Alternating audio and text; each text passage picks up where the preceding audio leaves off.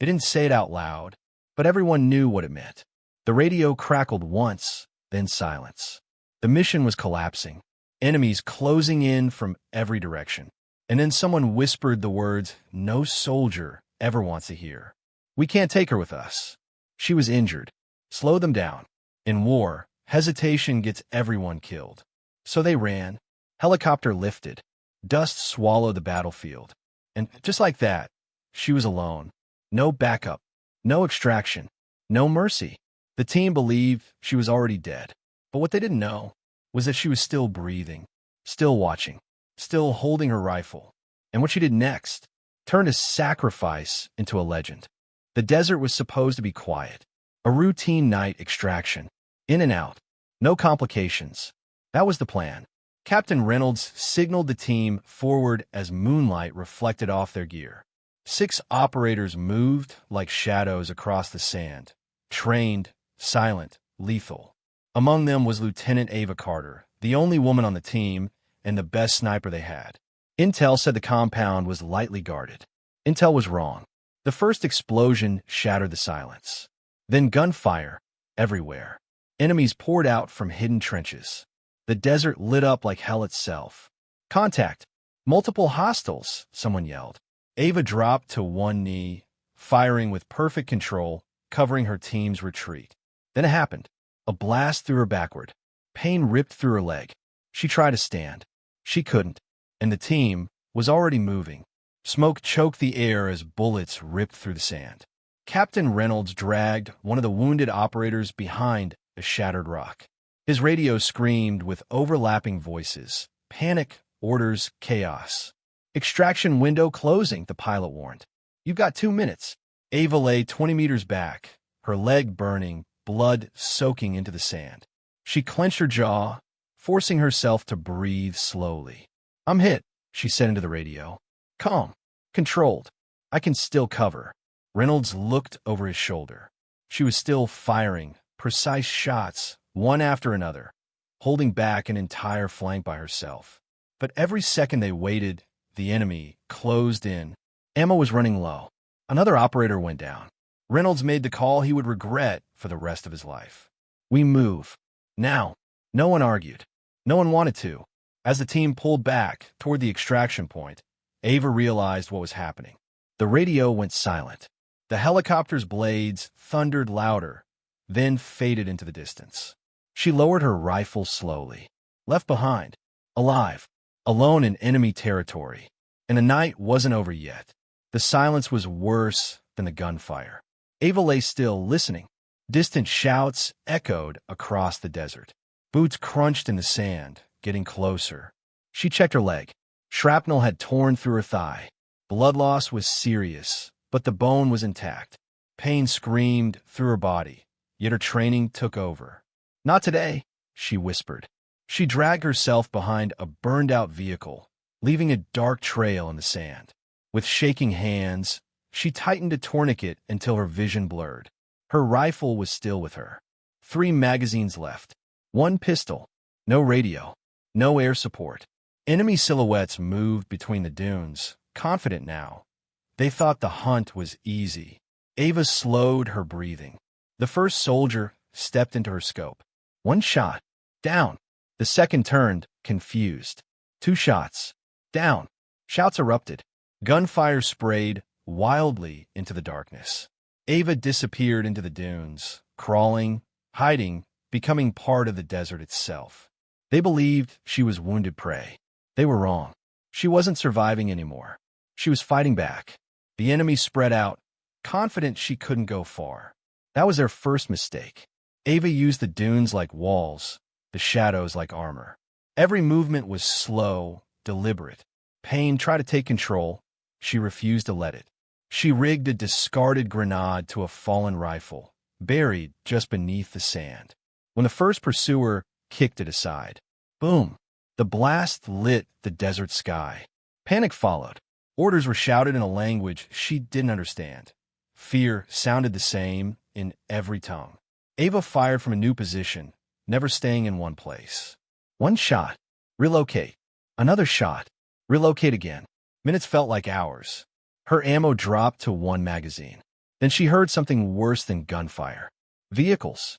Headlights cut through the dust as trucks rolled in from the east. Reinforcements. Ava pressed herself into the sand, heart pounding. This wasn't a firefight anymore. It was a manhunt, and she was running out of time. Ava's breath came shallow now. The pain was no longer sharp. It was heavy, numbing, dangerous. She knew that feeling. Shock was creeping in. She crawled into a shallow depression between two dunes and pressed her forehead into the sand, forcing herself to stay awake. Think. Adapt. Survive. Her vision blurred as headlights swept across the desert, closer now. Voices echoed, confident, laughing. They thought it was over. Ava checked her rifle. Empty. One pistol magazine left. She whispered into the darkness, not into a radio, but into memory. Don't stop. Just as boots crunched nearby, a sudden explosion thundered far behind the enemy line. Then another. Confusion rippled through their formation. Gunfire erupted, not at her, but at them. Ava lifted her head.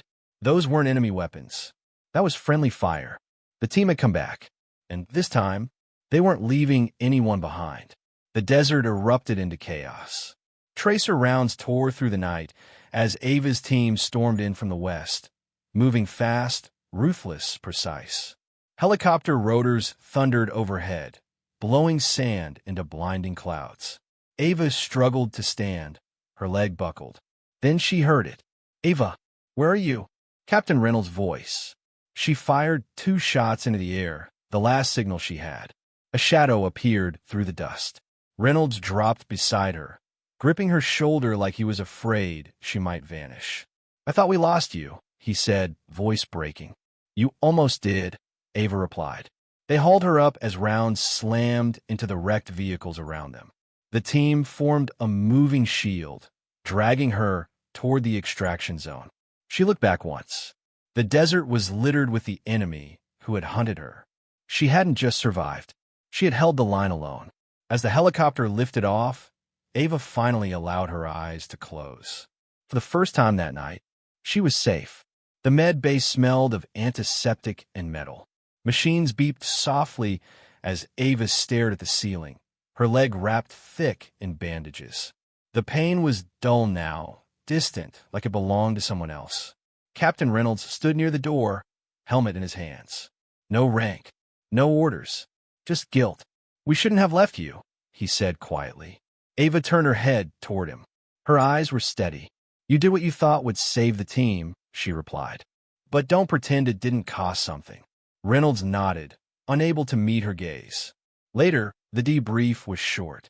No speeches, no medals, just facts written on paper. But word spread fast. How one operator held off an entire force. How she survived alone, wounded, outnumbered. Ava didn't talk about it. She didn't need to. The silence said everything. Weeks later, Ava walked back onto the training ground. Her limp was slight, but visible. A reminder. The team stood at attention as she passed. No one spoke. No one had to. Respect like that doesn't come from rank. It comes from survival. Captain Reynolds stopped her. They'll write reports, he said. Change details. Soften the truth. Ava nodded. They always do. But we'll remember, he added. She looked out toward the horizon.